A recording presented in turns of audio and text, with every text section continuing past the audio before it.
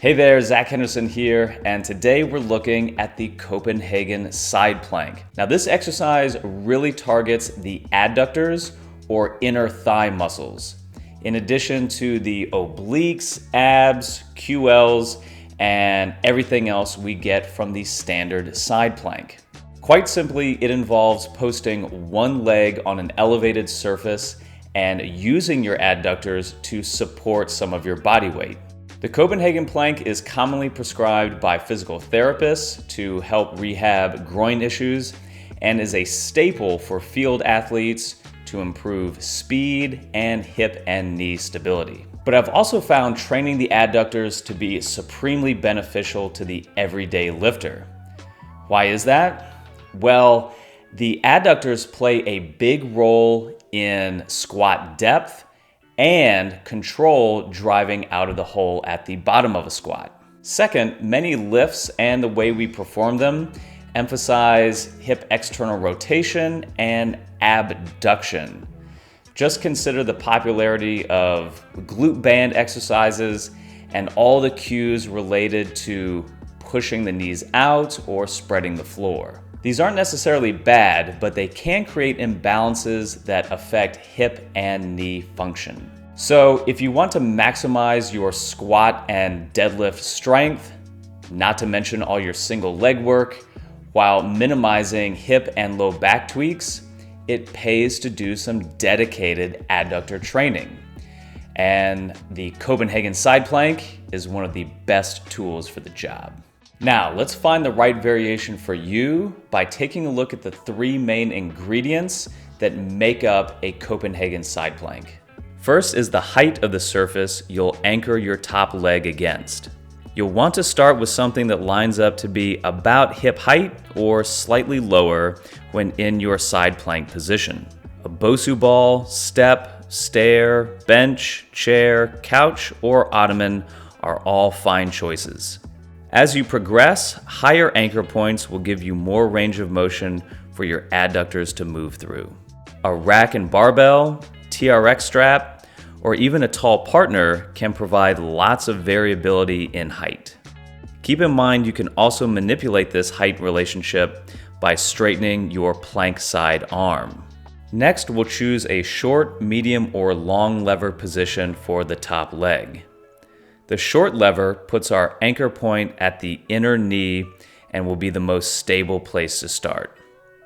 Keep the knee bent to 90 degrees or more.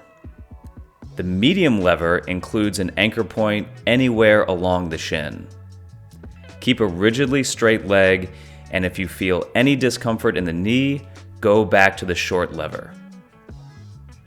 The most challenging variation is the long lever position, which puts our anchor point at the foot. Try anchoring at the heel while pointing the toes down and off the edge of the surface.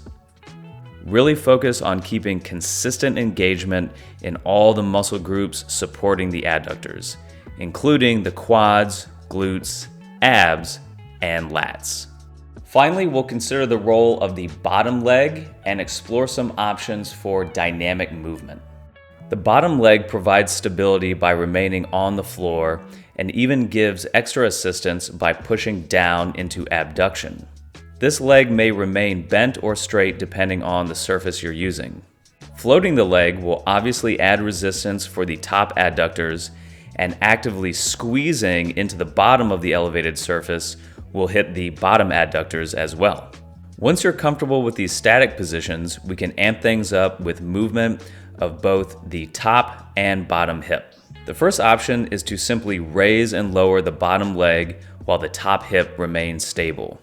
Next, you can drive the bottom knee forward into hip flexion. Finally, you can incorporate a dip and raise of the top hip. Now, as you can see, there are many ways to perform and progress the Copenhagen Plank.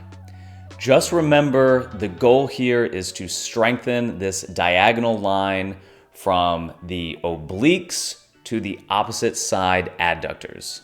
So stick with any variation that allows you to feel that connection the best while minimizing stress anywhere else in the body. To start out, I suggest performing the Copenhagen Plank for 2 to 3 sets of 30 to 45 seconds at a time, typically at the end of a lower body session, because you wouldn't want that adductor fatigue to affect your performance in the main compound lifts. As you get stronger, you can incorporate the Copenhagen Plank into your warm-ups. Just remember that a little can go a long way. Hey, thanks for watching. I hope you got a lot out of the video. And if you could use some help taking your training to the next level, I am accepting folks into my online coaching program, which you can learn more about in the description below. As always, wishing you all the best in your training, and we'll see you in the next video.